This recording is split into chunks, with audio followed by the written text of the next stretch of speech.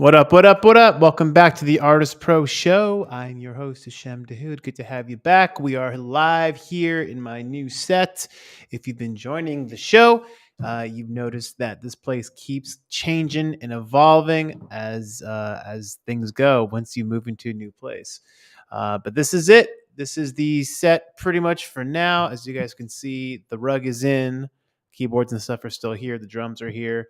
Everything is starting to move in. There's a bit of an echo in here still. You have to get all the panels and stuff into the place, but we will definitely have it all available at some point soon. Oliver Blue, what up? Welcome back. What up? Hey yo, Oliver Blue. I love how you're always in on my wrestling references, dude. In fact, that's also what this place is missing, some wrestling memorabilia, which actually it's all in that closet over there that you can't really see. But hey, we will definitely get some more personality into this place as time goes on. This is the Artist Pro show for Monday, April 24th. Welcome back, y'all. Welcome back, Oliver Blue. Looks like we got a relatively lighter crowd today. The Impulse, what up? Howdy, I'm dead from a wedding, but we out here. You went to I think I saw that on your gram, dude. You were looking pretty sharp. Welcome back to the show. This is indeed the show, but also it's going to be changed up a little bit from today. I think I've got a topic I want to discuss with you guys. So, Oliver Boost is riding on the back of the red and yellow Harley, dude. It's something I kind of want to have more of a discussion. This is one of those moments where I wish this whole restream, this live streaming thing was a bit more like video oriented for you guys too. Because I don't just want to talk to you guys about this stuff through text. It's kind of weird. But I did want to bring up something that I read over the weekend that really kind of hit home with where I'm coming from. So we will still be doing the usual submission of music if you got any. In fact, there is nope, wrong one. There it is on the screen there, the QR code. Throw that up for your links if you guys want to submit music or questions. But again, this looks like it's a relatively smaller crew today. So if you have any questions about what y'all are working on, throw them in the chat right now or anytime. We don't have to make it a big formal thing. But I do want to discuss something that's kind of been on my mind for a minute. And this being a more intimate group, even though we are technically live on all my platform, my social platforms, the topic of conversation is something that still I feel is something I kind of want to get off my chest a little bit here, because it's something I've been feeling for a while. And before I get into that, let me just kind of bring up the article that I read that I feel is a good catalyst into this larger conversation here. So I'm going to do a quick screen share. I'm going to throw it up on a different tab so I can still see you guys. Impulse says he's got a track coming for us shortly. Thank you very much. I appreciate that. Okay. The article was posted on The Verge last week, and it was written by a former Snapchat employee, actually. And I'm going to link to this actually for you guys to check out on your own. In fact, where is it? There it is. I just put the link in the chat there. So go ahead and check that out on your own. It's a lengthy article, but the title and the subtitle here kind of say it all, right? Social media is doomed to die. After 7 years of Snapchat, I finally learned the truth about why our most important apps seem destined to disappoint us. And that's kind of a fitting image there. So what this article basically discusses is something that I've noticed for many years now. And actually, it didn't take me too long to notice it, even when I was at the height of like my music tech, social media tech scene, when I was still living in San Francisco, especially. And the crux of it is this. Social media has been the great mediator, right? It's been the great equalizer in terms of primarily the distribution of content. Yes, obviously now it's a platform that content is created on, and it's become its own beast in that regard. But in the earlier days, the early advent of social media, the idea was first it was never meant to be this. It was never meant to be this like one to many. Everyone's a brand, everyone's an influencer sort of space, right? In the beginning, it was literally about connecting with your friends, staying in touch with people they may have seen for a while, and the model at the time worked because it was about having new ways to interact with familiar people, right? Your friends, your people you know.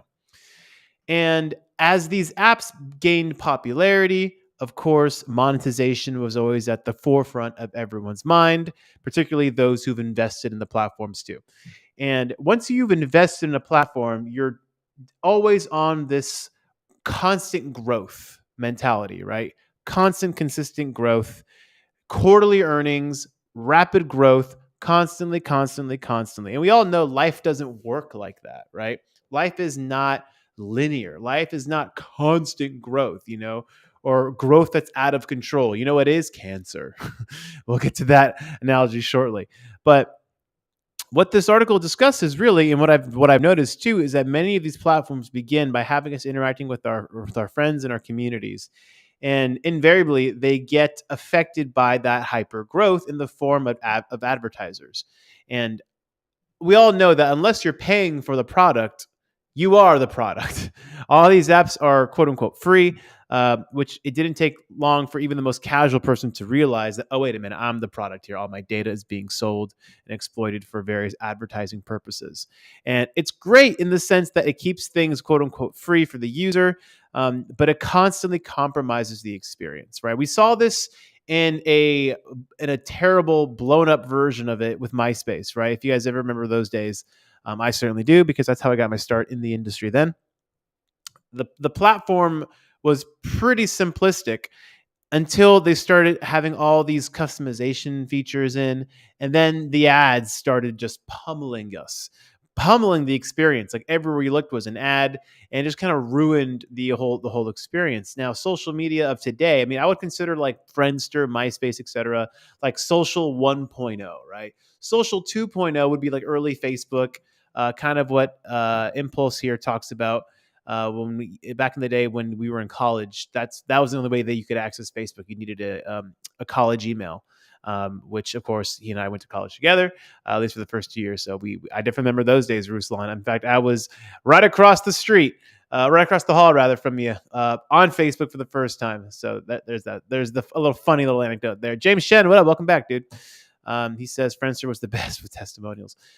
So I would say social 1.0 was the MySpace, the Friendsters, etc. Then of course Facebook came along and made it more about true community, especially with the college thing too, and the rapid explosion and rapid growth there. We started to begin the early era of one to many. And that's where the trouble, I think, really kind of began for these social platforms. So in the beginning, it's really a place to hone our community, connect with people we know and love. And I think the best example of where things went wrong would be Instagram.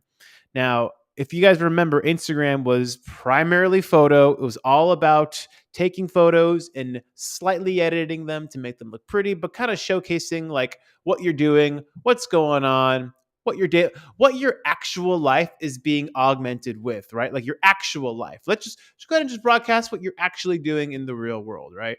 And it was very much geared around peer to peer people that you know for the most part. And this could not be better expressed anywhere than the timeline itself. If you recall, if you were an early Instagram user like I was, the timeline was chronological, right? It was not there was no algorithm at play of like what's the best thing to show you, right? And this caused an issue for the growth side of Instagram because at a certain point, right, you only have so many friends doing so many things in a given time. So at a certain point, relatively quickly, right, your feed would end. That's it. Like it's like, all right, great, we're done here. Go do more things in the real world now and come back and tell us what you did. That didn't suit well for advertisers and investors who are constantly obsessed with the denominator, the growth, how many more users, how many more eyeballs, how much time spent. You kind of see where I'm going with this a little bit. And once the realization occurred of the broadcasting ability of a platform like an Instagram, of the visual real estate, right? We started to look less at that visual real estate as what's happening in the real world every day, to what can I start saying about myself to construct a brand of sorts. And this has worked well in some ways and shitty in other ways. So what the crux of this article is talking about here is how all of our social apps are destined, as he says here, doomed to die because we've built this model where it's all about acquisition, right? Make something that just gets people coming to the platform, and the people then, us, are responsible for pumping these platforms with value effectively, right? We are the ones pumping it with value with our time, our attention, and our content. We're the ones that are making the stuff. Instagram, does anyone really give a fuck about Instagram's original content? No one cares, dude. It's like we're the ones that were pumping it with all this value. So as these platforms grow and grow and grow, it's all about acquisition. It's all about monetization of an online real estate, and it's all about infiltrating ads, shopping experiences, etc. Where the true value of the social connection is gone at this point. It's no longer about interacting with your peers, your actual community, and pretty much displaying what your real world is like and what you're doing. And it's become this complete other animal. So now we are in this era of social 3.0, I would say, right? Where we have, by the way, I should also mention the devices themselves that we publish all this content and consume all of it on, as it grew more advanced, so too then did the platforms themselves. So of course, as the hardware evolved, the software is going to follow suit. And which one came first, chicken or the egg? It could be argued that people wanted to take better photos. I absolutely remember a time where it was very common that particularly photographers would take photos and then upload them to Instagram, right? But now we have pretty great phones that have great cameras, et cetera, et cetera. So what this article is talking about is how unless the model changes, all the apps are kind of doomed to follow the same formula. And I think we've all seen it already, right? TikTok came and gave us the bottomless pit of addicting content. In fact, the moment that this guy, it's the former employee here of Snapchat, said that they were quote unquote doomed, if you notice up here, for him, the moment was when he got a push notification saying it's so and so's birthday. And he's like, as soon as he saw that Snapchat was doing this, he's like, we're done. If we have to remind people to nudge them of like, hey, come on back in, the app's done. And Snapchat was famous for making it like difficult to add friends. I mean, at least they were trying to make it more individual, and they gave their own milestone of ephemeral content, right? Snapchat was the first one to be like, oh, we'll post something and then it's gone, right? And then of course what happened? Instagram famously offered to buy Snapchat for, oh, I want to say was it $1 billion, something crazy. But I remember even crazier, Snapchat said no. They're like, no, we're good. And of course, Instagram was like, well, it's either build or buy. So we're going to just build. And that's where Instagram stories came from, right? The ephemeral, the going away after 24 hours. They got that from Snapchat. And then TikTok came around. And now we have the bottomless pit, full screen vertical videos of addicting content, right? The more addicting, the better for the platform. So what did Instagram and again everyone else do? They just copied it. Welcome to Instagram Reels. Welcome to Facebook Stories and Facebook Reels, of course. Welcome to YouTube Shorts. It's all the same shit. It's all copy, copy, copy, copy, copy. So it's left us in this era of like we have to constantly consume and publish the content. We are the product, and it's all built around online real estate and advertisers for this continuous inflated growth. And as you guys can see, as I started with, like, we're so far away from what the real intention was, which again is to live your life, you're right, and just tell some stories about what you did in it with your actual friends and community. Now, there are plenty of great benefits of social media. Again, I never look at social media as like it's an evil thing or anything like that. I look at it as like, look, dude, it's like fire. It can either burn your house down or keep you warm at night. It's all about how the tool is utilized. But what I'm trying to say now at this point, and again, I put the link in the chat if you guys want to check that out, is it's left me as a creative music professional, as a creative knowledge worker. If you guys want to zoom out one more step in terms of like, where I kind of reside as a category in this really weird space. This is just me being real with y'all and just opening up to you. And this is how I really fucking feel.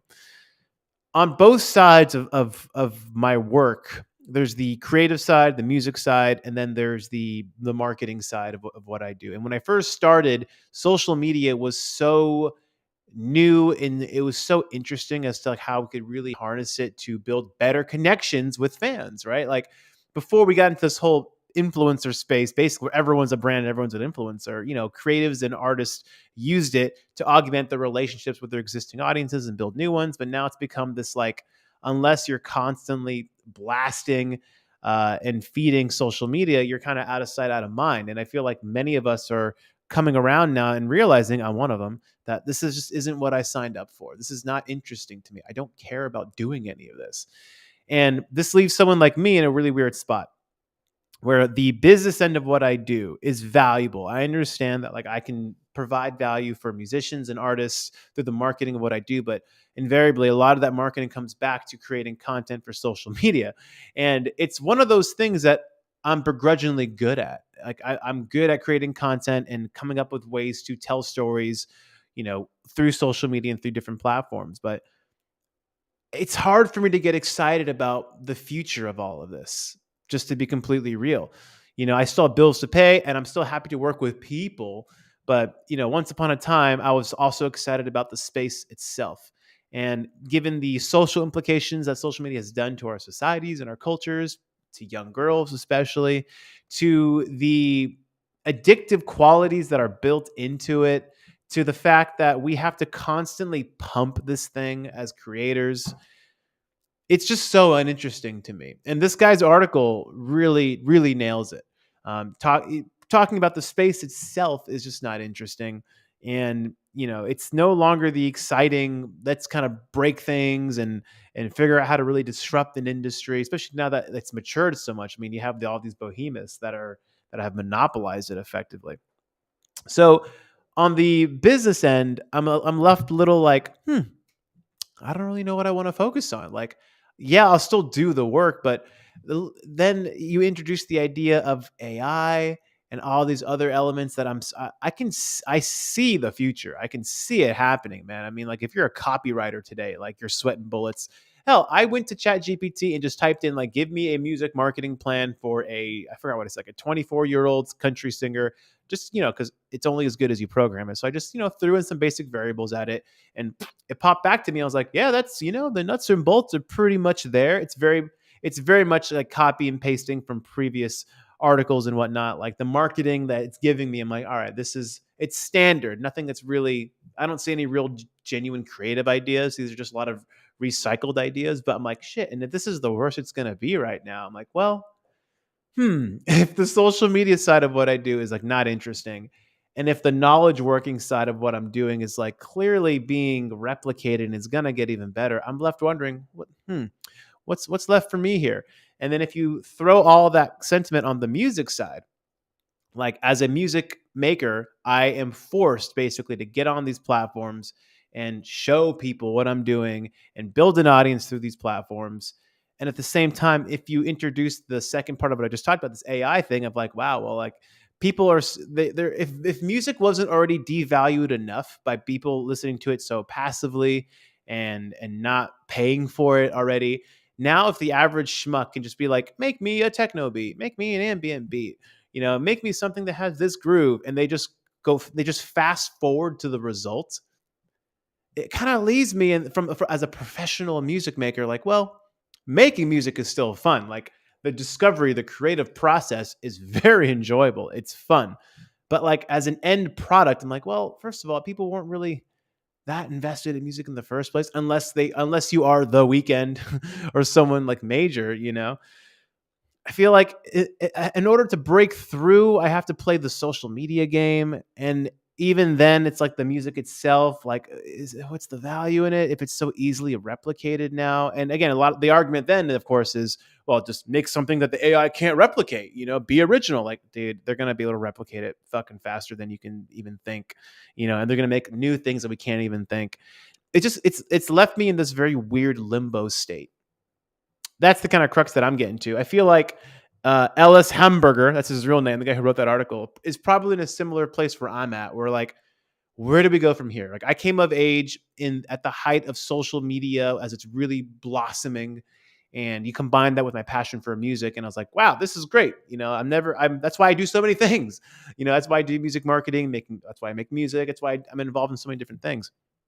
But at the same time, I'm left wondering, like, well, what's the point of all of this? Like, if social media is just going to keep going this route, I'm not interested in helping to grow that. If the music industry is kind of growing in this, like, constantly demeaning effectively musicians and forcing them to pump these other platforms, like, I'm not interested in that. If people are going to value music less and less and less, like, from a professional standpoint, like, I don't want to have to like that's not what I got into this for. So I'm left in this weird limbo right now, guys. I don't know another way to put it. The one thing that's kind of keeping me interested, though, like I talked about a couple weeks ago too, is the performance side. It's still fun to perform music. It's still enjoyable, and particularly it's enjoyable to do with other people. So the band projects that I'm in, the rock project, the Bastard Edmund that I'm in right now, this other political rap rock project that I'm currently drumming for right now too, those are fun because they express ideas, they express a message through the medium itself, and I get to do it with people. But like, if you're just making music on your own in production, combined with the fact that I have to constantly just grind on the social media game, it has me just always kind of ask myself, like, what's the point of all this? Even if I was like a big time YouTube influencer with like 2 million subscribers, I think I'd have exactly the same interest level in doing this. Like, there's so many, it's so funny as a music marketer, I know exactly what I need to do to keep blowing up and have my moments online, but I'm just not interested in doing them. I used to not be interested in doing them because I kept doing them for other people, right? I had clients. And by the time it came to my stuff, I'm like, dude, I just want to make the music. I don't even want to fucking make the content calendars and go through all the, like, I just don't want to at this point. But now I don't want to for a different reason. It's more of like a philosophical, personal reason now. Like, I just don't want to keep pumping these other platforms that are doing way more harm than good to our society. Like, why? Like, this is why I got into music? I don't think so. So I first got into music playing in bands, and ironically, now what, 25 years later, something like that, I'm circling back to be like, I'm glad I know how to do all these things, but I may just reduce the music to just the band stuff because I like to do it with people. That's the most important thing. Like, I got into music because the hang was such a huge part of it. And if I'm just doing it by myself with production, which can be easily replicated and to post it on content, I don't know. I don't know where we're going, guys. And that's in many other creative knowledge workers, not just music marketers, but creative knowledge workers feel the same way. And I know a lot of you guys probably feel the same way too. So I say this not to like be doom and gloomy. I say this not to like vent per se. I say it just to be real. I say it to show that, like, if you're feeling this way, you're not alone. Like, so many people are feeling this way right now because we're in this really weird, uncertain time right now from a creative standpoint and from a professional standpoint, like creative knowledge workers, which we all are. I mean, if you're watching this, you're a creative knowledge worker in your own right too. It's just, I can feel the tide shifting. I actually got into here. I'll pull it up for you guys. I got into a pretty spirited, I wouldn't call it a argument per se, but I got into a little thing with Troy Carter. If you don't know who Troy Carter is, he is a very well-known music manager. He's most famous, I guess you could say, for discovering Lady Gaga, and he and I had a little thing go going on. I mean, did he take down his tweet? Oh, did he take it down? No way. Hang on, I'm looking for the tweet. Okay, no, he kept it. He kept it. Let me go ahead and pull this up. Let me share my screen real quick. Do. Okay. So here's Troy. Where did I go? Can you see me? There I am. This is based on the whole Drake weekend thing, right? And again, Troy Carter is a very well known, very well off. I'm sure he's very wealthy, music tech, guy, and he's very well respected. I've always really respected him too. I've always followed his trajectory. He said Ghostwriter, the guy that made the AI track, is the new Banksy. He should never reveal his identity. Again, it's Twitter. It's kind of hard to get the full context here. But someone replied to him here. Let me just zoom in a bit more. Oops. How do I zoom? Oh, I'm zooming in on the wrong one here. This dude said Banksy created his own art. This is stealing. And then he said, good artist copy, great artist steal. I'm sure you've all heard this Pablo Picasso quote or whoever it's attributed to now. Good artist copy, great artist steal. I couldn't sit back when he said that. So when he said that, I pretty much had a rebuttal that I made in video form. In fact, let me see if I can play this. It should have audio. So I felt I need to make a video response to this guy. Hey Troy, I understand the sentiment you're making, but I don't think that's the correct contextual usage of that quote. I always thought stealing in that quote implied lifting works from all corners to eventually create something of your own. This AI track is, to me anyway, novelty display of tech at best, and I'm failing to see the cultural contribution the way, say, a Banksy has contributed. And even though, yes, I agree, the street art world would have something to say about even his work being lifted, but I wouldn't go as far as to say this is the next Banksy in terms of innovation, cultural contribution, and vision. Just my 2 cents. Actually, I did say something else too. Love you though. I was very respectful. I do like the guy. And then a few other people liked my thing and replied as well. And he said, "You guys are taking this very seriously. I'm having fun with it. You guys would have hated on Weird Al making parodies. Keep it light." I couldn't let it go, man. So I replied again. I said, while I totally sense the lightness in your reply, your words do carry weight as a respected leader in music tech, but this isn't a Weird Al moment in our industry. It's a Napster moment. This is a paradigm shift, turning a corner. This is something to take seriously. And it was just very telling. Why would this guy care so much? I mean, I'm sure he's got interests that he feels are important because he's a business person. But I don't feel this whole thing is affecting him the way it affects, say, people like you and me. At which point he replied again. And Oliver Blue says, this is getting spicy. I think that this is where it really gets spicy. Respectfully, I've dealt with these moments for the last 25 years and will for the next 25. Sat with Congress reps last week to get ahead of these issues for artists. Reply with what you've done. It may spark ideas. So Troy Carter big timed me. We call this big time. And he's like, oh, he big timed me. He basically said that, who the fuck are you? Why are you doing this? Even though I've met him a couple times, but I mean, I don't expect him to know who I am. But really? You're going to go that route? I've been very respectful, and he went that route. So reply with what you've done. And I went, sure. I helped build and sell one of music's first digital marketing agencies, now owned by Universal Music. 25 million streams to my own artist project, educator artists around the world. And I wrote, your public accomplishments dwarf mine. That's obvious, but perhaps we can tackle these issues together. And that's how and then he said, all love. And we made up. It's all good. Gabe. Oh my God. Ladies and gentlemen, Gabe is in the building. It's so good to see you. Welcome to the show. Gabe and I work together at BeatStars. So I bring up this little Twitter debate of sorts. It's because he attributed this to a Weird Al parody moment. And can't you guys just kind of see and sense the disconnect right there? To you, this is Weird Al. Oh, how cute. Someone's making a Drake track. But the rest of us are looking at this dude, this technology is getting out of control.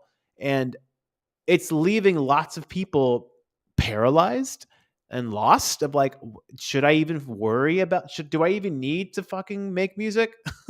Do I even need to get better at mixing? Do I even need to get good at singing? Do I even need to do any of what is the point of all of this? If clearly people are reacting to all of this or if they're clearly, running with it. And if this technology is it's so easy to make music, basically, a lot of music professionals are left well, what's the point of all of this?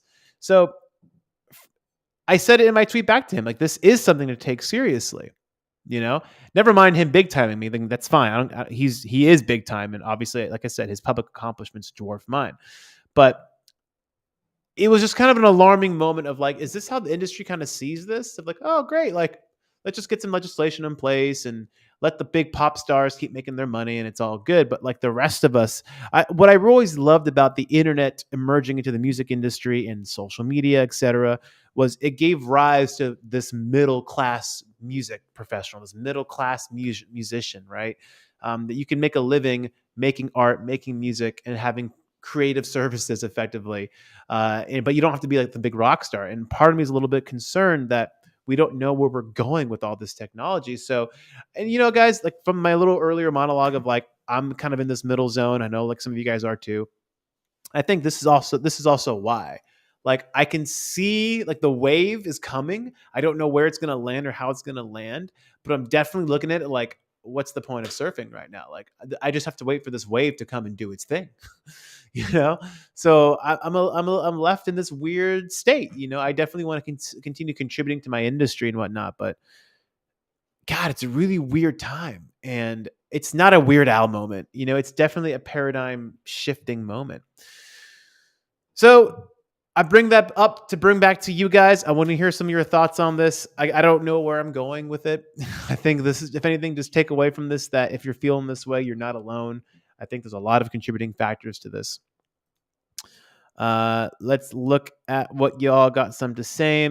Impulse. Hard to get stoked about the environs of Web 2 or the oil tycoon attitudes that are being drawn to Web 3. Yeah, it's funny. John Oliver on Last Week Tonight just did a piece on cryptocurrency.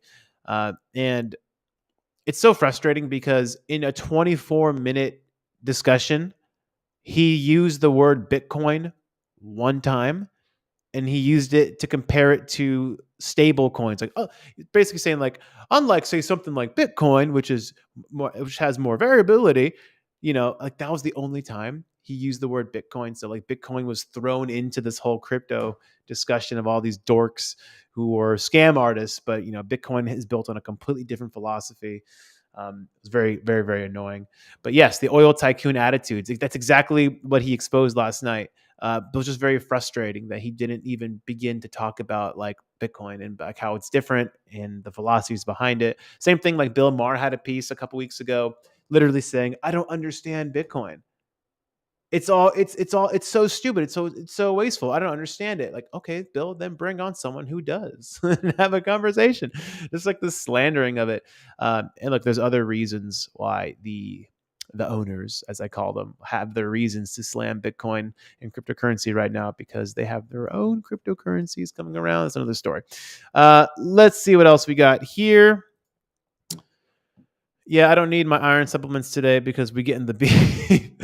Hey, man, like we made up, but again, hopefully you guys can just get your own takeaway from that conversation there, of just like the disconnect I felt of like the general industry and how they're not quite seeing what we're going through at the moment.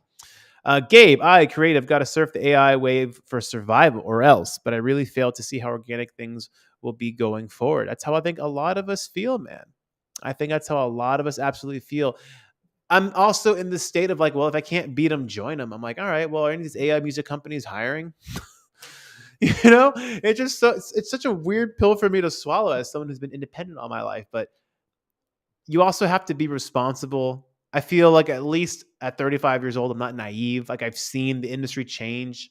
I think our entire generation has seen the world change too drastically, too many times, considering what's been going on in our whole time period. But I've used AI to assist my marketing documents. Like I've literally asked ChatGPT to write me a biography about like the Los Angeles drumming scene, and only like 20% of it was usable. The rest I was like, this is so copy and paste. But again, it's the potential that I'm more concerned about. Like, okay, this is going to come. People's jobs are going to get displaced very quickly. We're going to have no protocols. Because back to what we discussed earlier, if we saw how greed infiltrated social media, what is going to happen when greed infiltrates AI? It's going to happen. Like invariably, this is our species. This is what we do, unfortunately. And if we just constantly have this lack of repercussions, like keep us hooked at all costs. Keep us hooked at all costs. And look what it's kind of done. Look what it's kind of done to the creative arts. It's helped in some ways, yes, but like look what it's done as a whole. And that's where it leaves us. So what's going to happen once the quarterly growth mentality infiltrates displacing workers, and we're going to be left with people who have nothing else to do, nothing left to do. It's going to be an interesting time. It's going to be a weird fucking time. Gabe also says on the other side, I see that things will become accessible. I still fail to predict whether we'll have more pros and cons. Me too. I totally understand the pros of, say, AI's usage in the medical field. Totally get it. You know, I'd love for AI. I take a fucking video of my car engine, and AI is like, "Oh yeah, your high pressure fuel pumps. It's kind of messed up. I want to replace that." That'd be amazing. But from a creative standpoint, you know, we don't know. Look, guys, this whole thing has kind of fucked me up in some ways. Like the other day, I woke up in the morning and I literally asked myself, I was like, what does the world need right now in terms of me getting involved in something? Like, does the world need more music from me? Does it? I mean, yeah, I literally got a message today from someone who left a comment on my YouTube, one of my YouTube videos, and said, "Yo, bro, you're so underrated. I listen to your music every single day." I was like, God damn, like those messages do feel good, and they do make me want to keep going. But I woke up like, is that what the world needs? Like, what does the world fucking need right now? Like, is it that? I don't know. Is it me marketing more clients? I don't know. Could it be a better solution to have peer-to-peer true one-on-one community building and have artists be able to make things and be compensated properly for them and build, sustainable incomes for them? Yeah. Does it need more work on AI music? I don't know. Like, again, for the first time in my career, my life, really, I'm in this place where I'm like, well, now what? It's a really weird place to be. Oliver Blue, Bill Maher's an old fuddy duddy now. He really is. He used to be very edgy and he used to very much have like really good takes. And he still has a couple of gems here and there. But lately, like, dude, you are so comfortable in your little liberal elite. And listen to me, we're getting political now, but you can just hear it. You can hear it in his smug voice now. Like, he's so close minded on the Israel Palestine thing. I'm Palestinian. So naturally, I'm like, dude, come on, see the other side. So close-minded on Bitcoin, so close-minded about anyone who's not on the left. Yeah, I don't know. It's kind of goofy. The impulse, but that's the crux of it. Contribute to my industry, but the idea of this industry is so unpredictable that it's hard to even know what you're looking at sometimes. Nail on the head. That's exactly it, man. Like I again, if you're feeling the same way, throw it in there. Throw it in the chat. Tell me what your experience is too, you guys. But I ain't gonna sit here and be like, this is how I'm gonna kill it in the new AI industry. Like, dude, I don't know. Like I said, like I didn't want to. A large part of the reason why I don't want to pump social content is because now I'm starting to be at the point where I don't want to make these companies more valuable. I feel like I just don't want to contribute to that. But where does that leave us? It's a really weird shaking out moment, and I feel like the next, if I had to predict something, the next 2 to 3 years. The next 2 years, we're going to see a lot of rapid development, change, and adaptation of some AI technologies. I think a lot of companies, I mean, we're already seeing every big tech company is trying to make their own AI programs now. And they want to get it to market fucking quickly. And I'm sure irresponsibly as well. So I think in the next 2-3 years, we're going to see a lot of that rapid development in tech and change and adaptation and employment, not people employment, but they're going to, deploy. They're going to deploy a lot of the AI tech into a lot of their products. And then I feel in the next 3 to 5 years is going to be this shakedown period. We're just going to see how it's going to play out. We're going to see what kind of regulations are built in, what kinds of jobs are being lost, what new jobs will be made, right? Because AI, especially in this first infancy of, I mean, it's not like the first one, but this current infancy, still needs people like us to program it, et cetera. But even then, like, I don't know, dude. I feel like 2 to 3 years is going to be a lot of the new tech, 3 to 5 to 6 years, the shakeout period.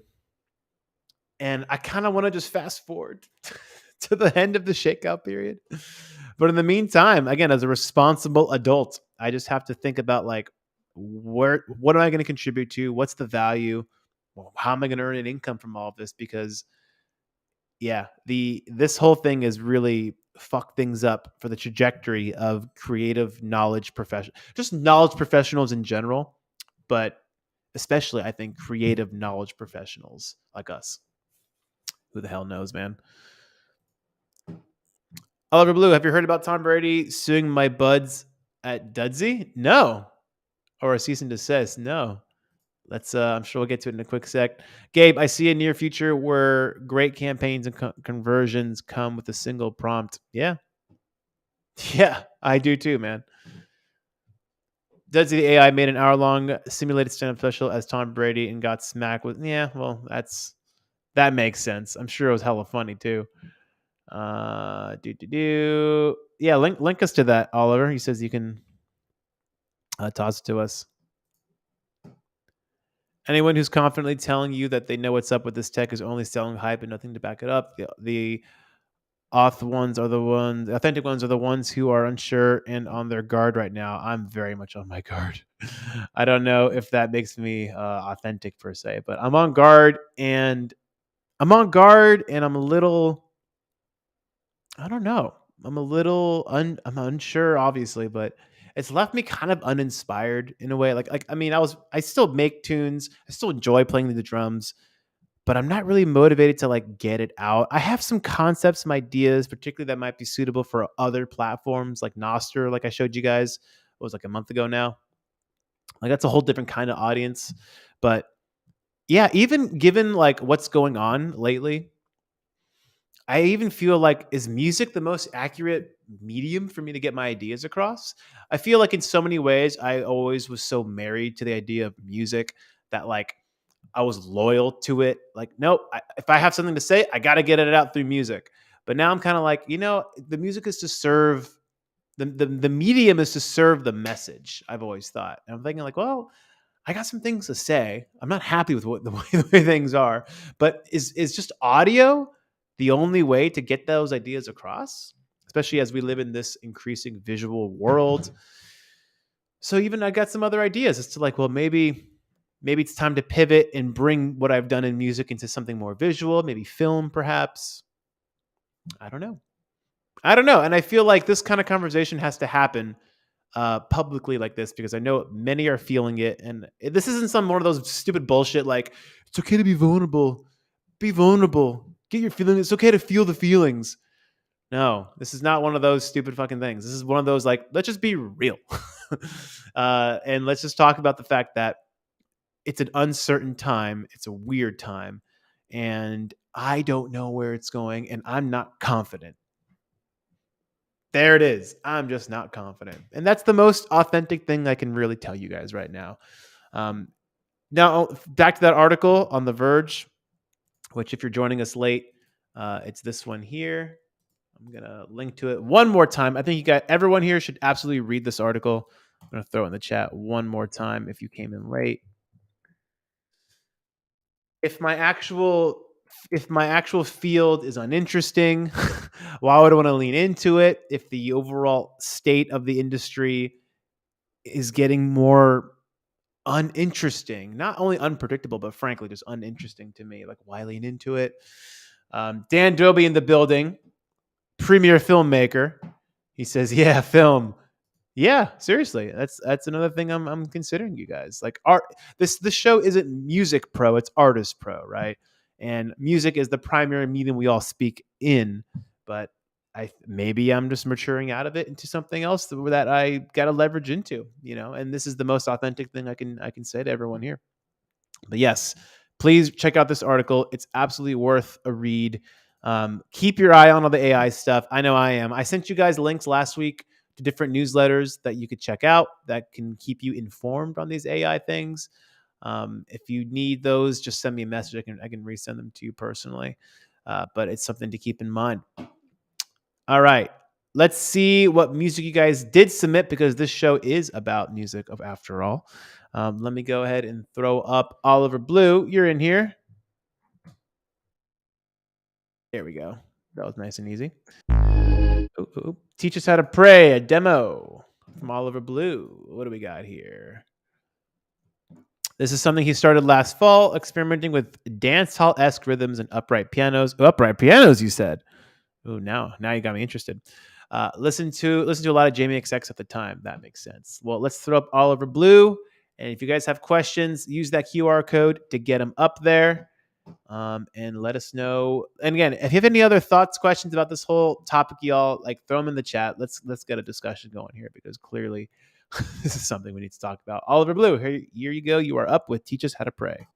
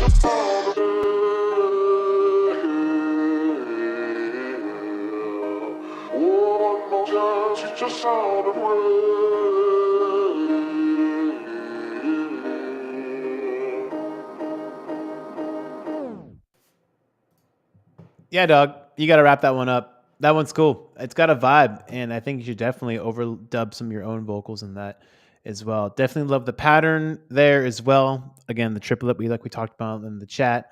There was no like lead per se, but I was cool with it, especially since like the sample of "Teach Us How to Pray." Well, look, it's not exactly "I love you, baby," right? It's got some it without context. Obviously, it's very much left for interpretation. So the beat being relatively like subdued, right? It's triplet, but it's almost still kind of like halftime a little bit. It's a reflective, contemplative kind of piece, and like the key that you're in, especially in like the chord progression, is I don't know. It's a reflective, so I don't think it necessarily needs a lead per se. But while I definitely enjoyed the effects, like right, all the different little it sounds like you're using maybe a lot of sound toys kind of stuff on there. I don't know. I don't want to assume, but you're definitely like manipulating all different kinds of sounds and warping things. That is keeping it interesting for sure. Um, I feel like there could be more sparkle kind of added to it, whether it's something like I don't know, like I feel like it was all in blues and grays, you know, for the most part, and I feel like there could be some dashes of yellow if you were using like a painting kind of metaphor, something sparkling, something I don't know how to kind of explain it. Um, Maybe you know what? Actually, if I was collabing with you on this one, I would bust out like one of my orchestral tool string libraries and add like a very emotional violin.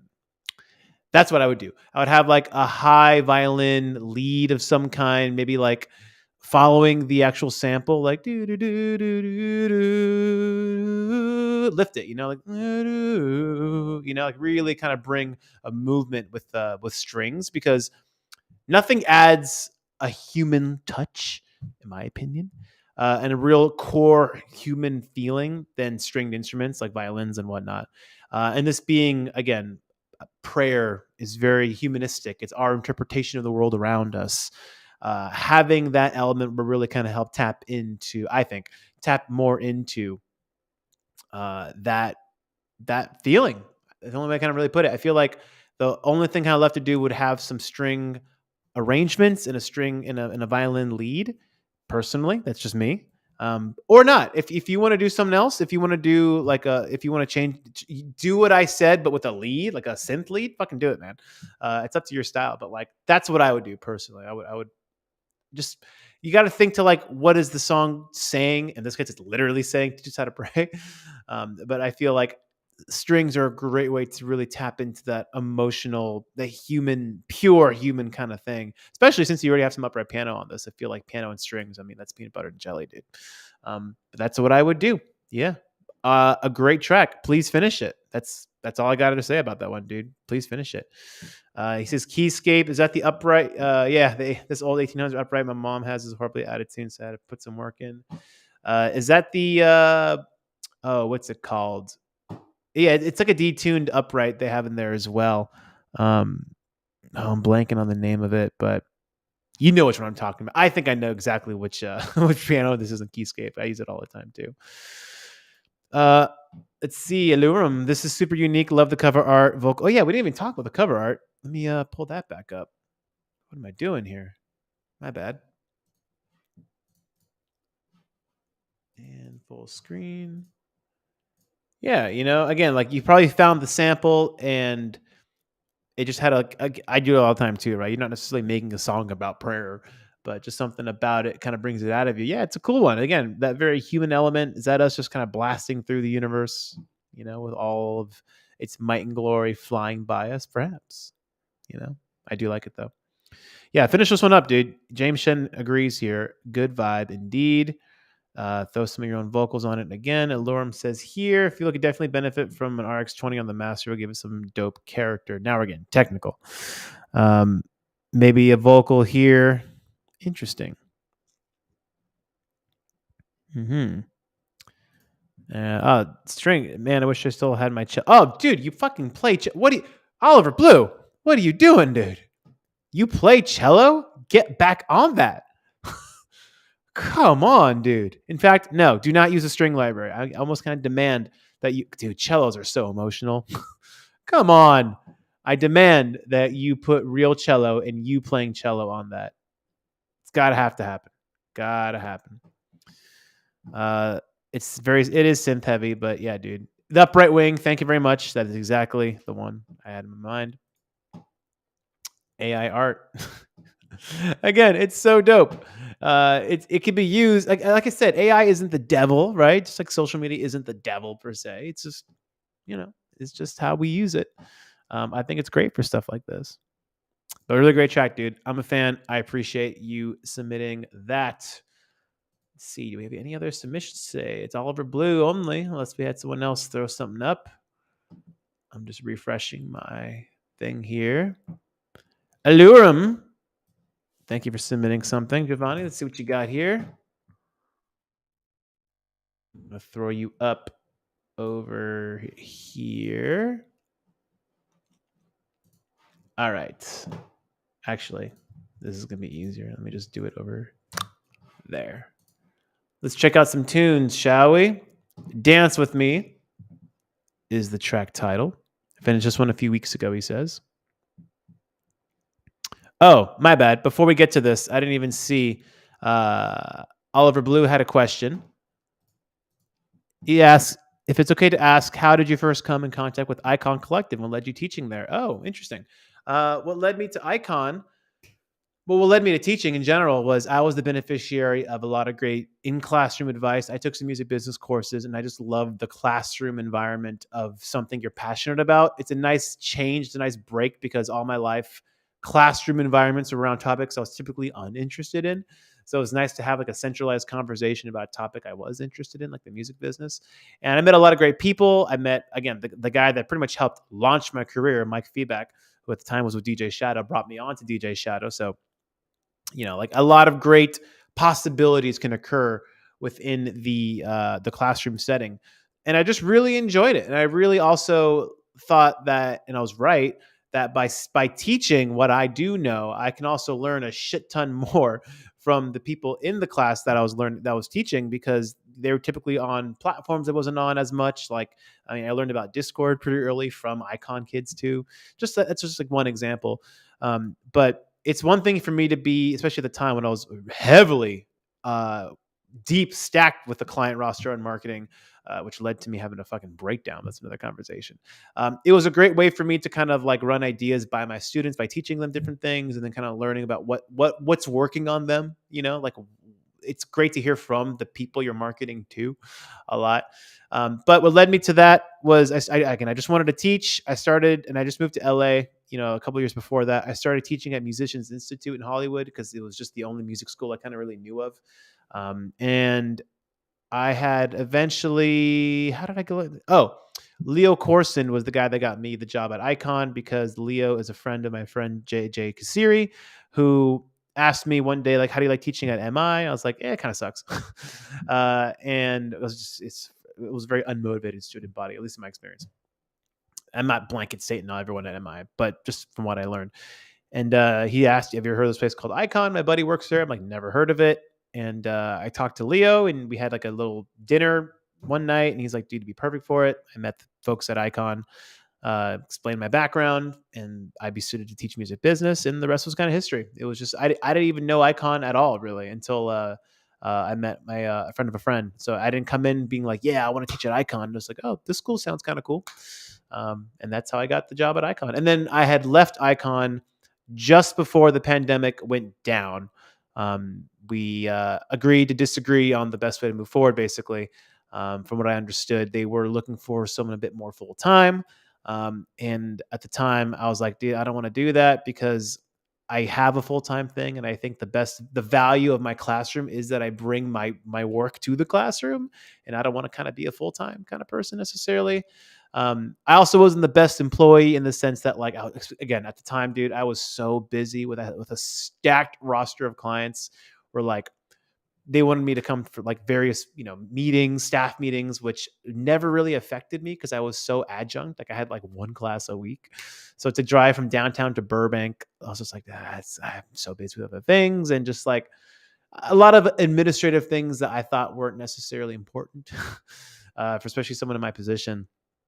Basically, they wanted someone a lot more committed full time. And I was like, I don't want to be a full time teacher. It's just not what I do. So we agreed to part ways, and we're still cool. I did a talk at Icon a couple months ago. I'm still cool with a lot of the folks that were there as well.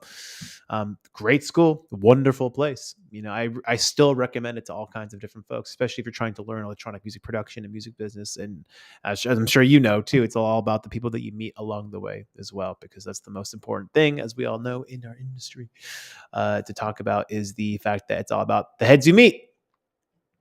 All right, let's get back to the track. Lauren, let's throw you up on the big screen, shall we? Dance with me is the track, and let's pull it up. And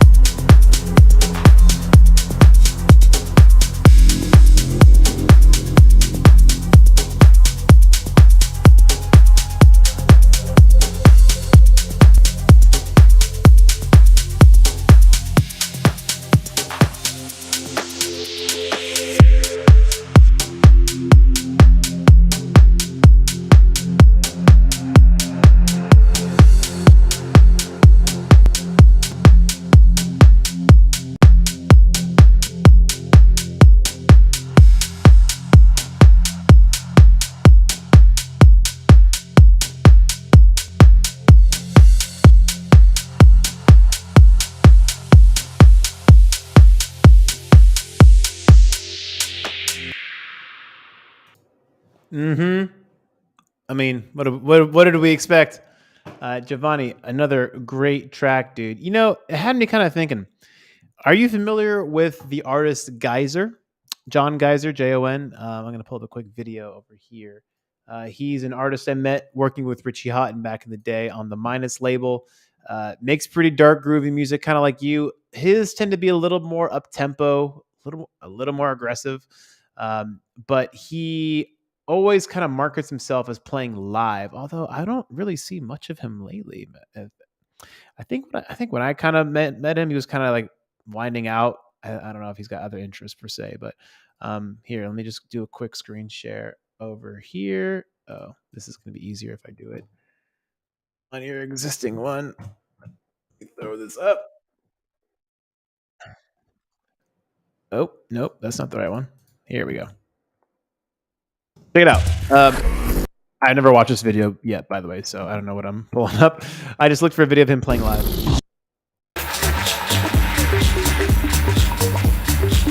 I think you would really dig his shit, by the way. But he's always billed as performing live. Every time we ever like build him for any of our shows or anything, there's always Geyser live in parentheses. And he's always using Ableton Live and messing around, and there's a performance element to what he's doing. Here, let me just pull this up.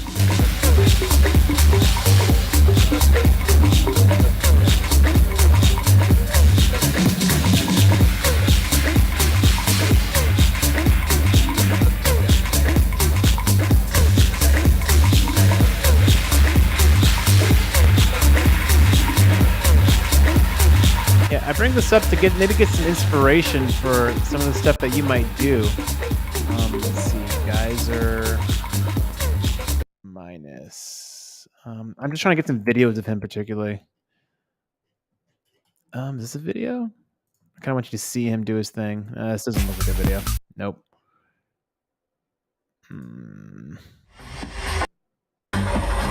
That's a shitty video. Check him out. I think you might dig some of the tunes that he does.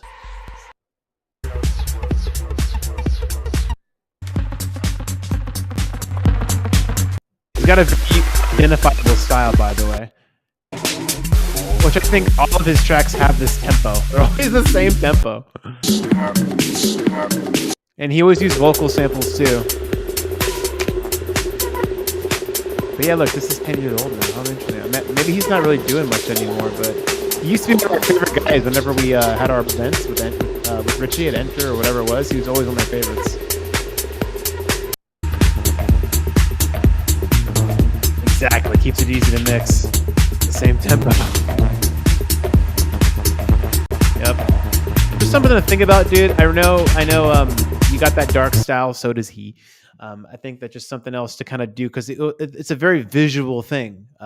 Seeing him play, and therefore, seeing you do things on video would also make it for a more visual experience as well. So check him out, Gaiser. In fact, let me pull up a link to his Spotify. Yeah, John Geyser. Let's see. When was the last thing he put out?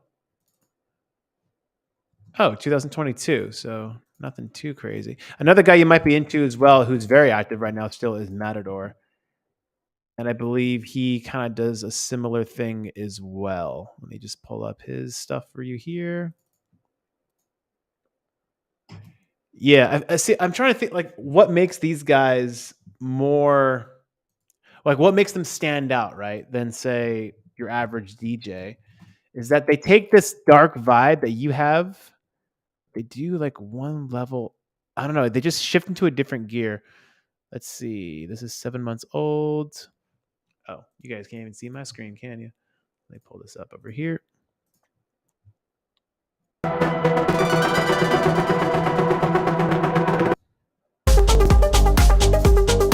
All right, so this is like a DJ. Oh yeah, but Gavin is his name. What he always does, he always has this weird controller up there. So like, look, he's DJing, but he's also performing something visual.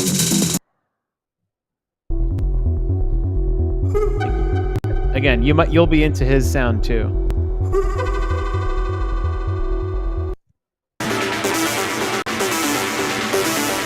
Let's just let this play out a little bit.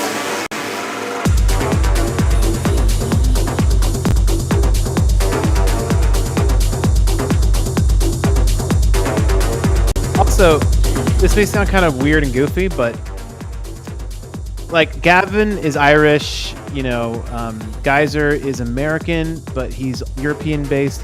There's something about like the import, right? The fact that you're from somewhere else is interesting. So like if there's a way to start marketing yourself, whether through content or through advertising, obviously it's the most direct way towards Europeans that also love techno, obviously.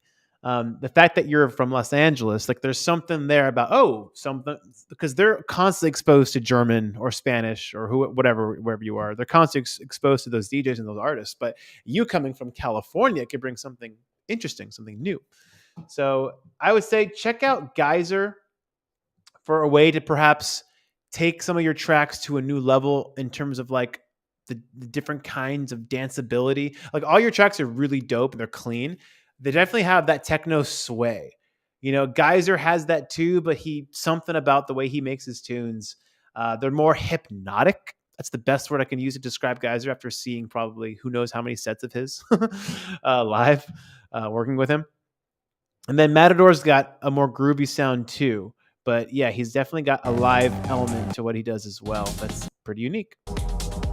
And his actually, if you want to learn a way to market yourself too, his Instagram is another one to kind of look at. And this applies to everyone here that makes electronic music. But let me pull up Matador.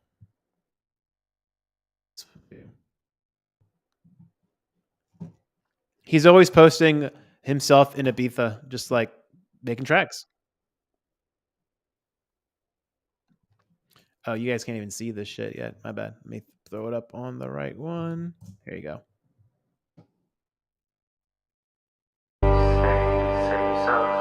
What you say, what you say, what you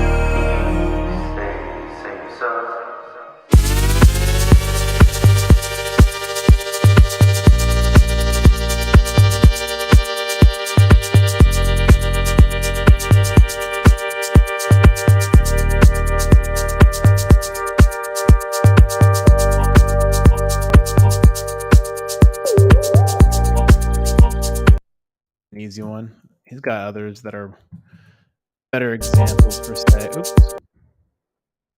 Oh no. Wait for me. That are more like your vibe, I think. Here's another one he did recently. Oh my god, come on, bro. Here we go. So it's like grieving the music, but you're seeing him make it. Jesus Christ, what is he doing over here? Remixing other classics and stuff. Again, like just kind of showcases like techno lineage.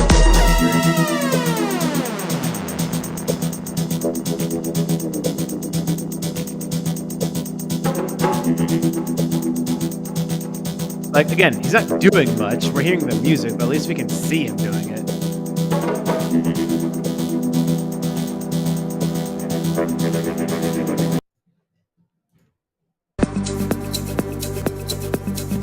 There you go. Let's just see you at work. I mean, as you can tell, he clearly has a vibe. He's always by the pool and shit, doing his thing.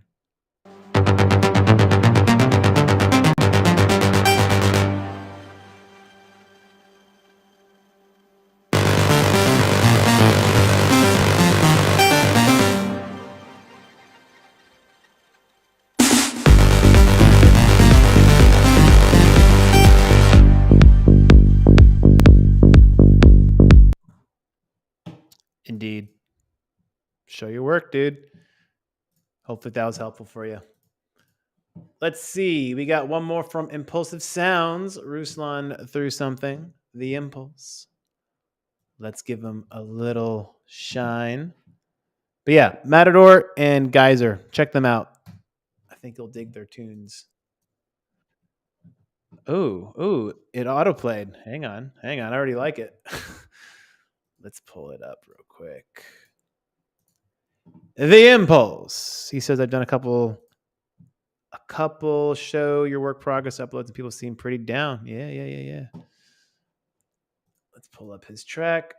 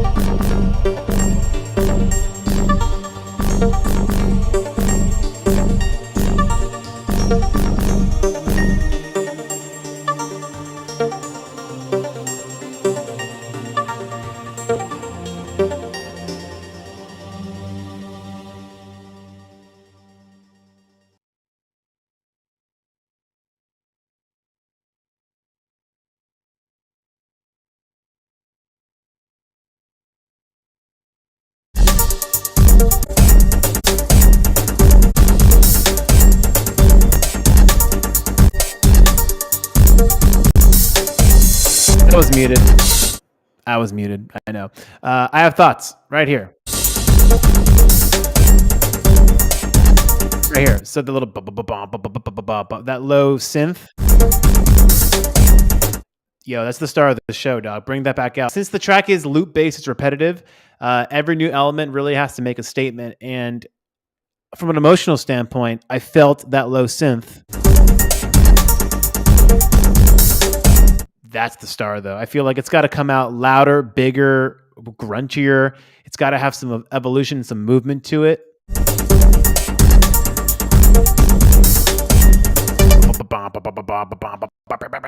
Maybe subtly filter in or mix in like electric guitar, perhaps like having some chugging. So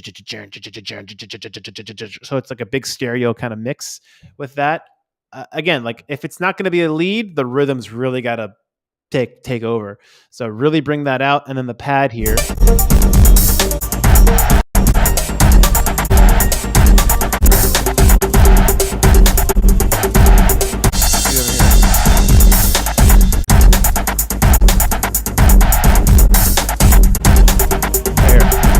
So again, in a track that's loop based like this, every element has to have its own thing to say. Kind of like how Giovanni Lorum's tracks, there's never any wasted space. There's never any wasted thing. Everything is really there for a reason, not just to kind of layer onto it.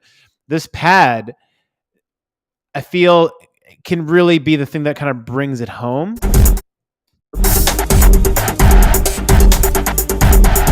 And it's just super low.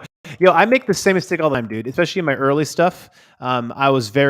I did the same shit where I had all these layers, but I was almost timid to let any of them really speak, to let any of them really kind of come out forward. It's so low that it needs to come out more. So it needs to be a little louder, number one.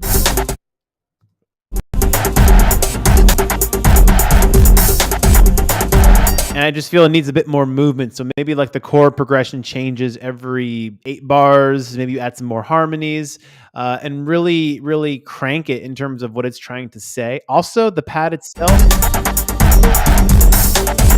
Yeah, that chorus pad. I would say either layer it with something else.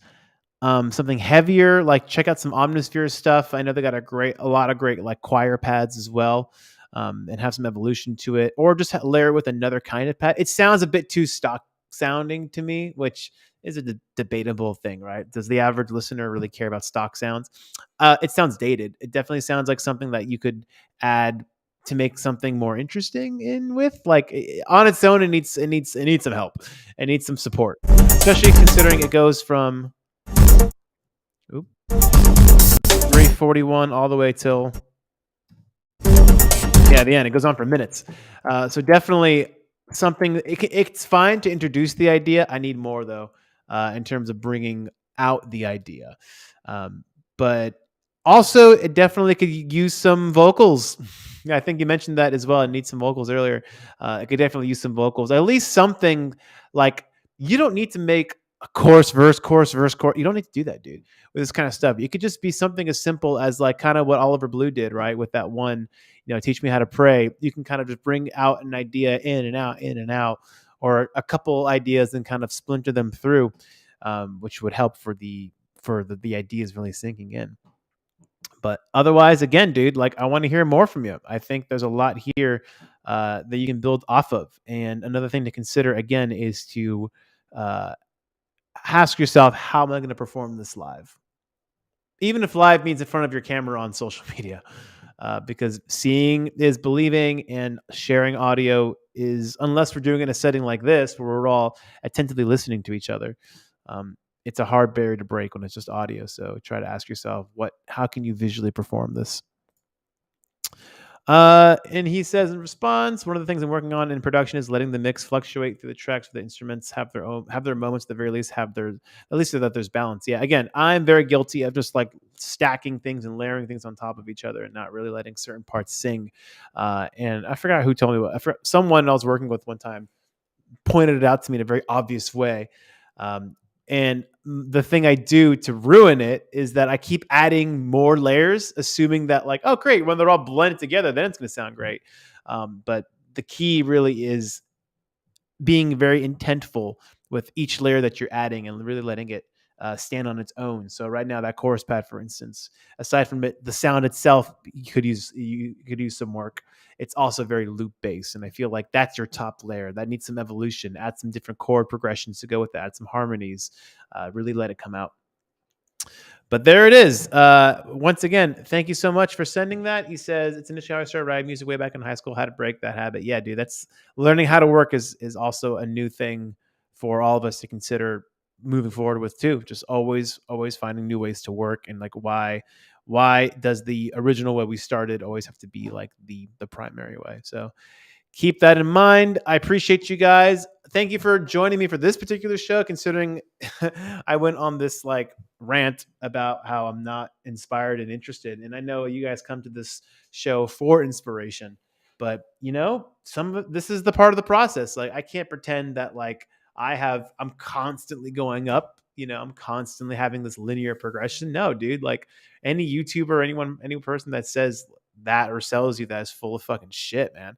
I'm in a low period. Like I don't really know where to go in some cases. The only thing that I do have vision on is drums, because drumming in a group makes more sense to me right now. At least there's an obvious live element there.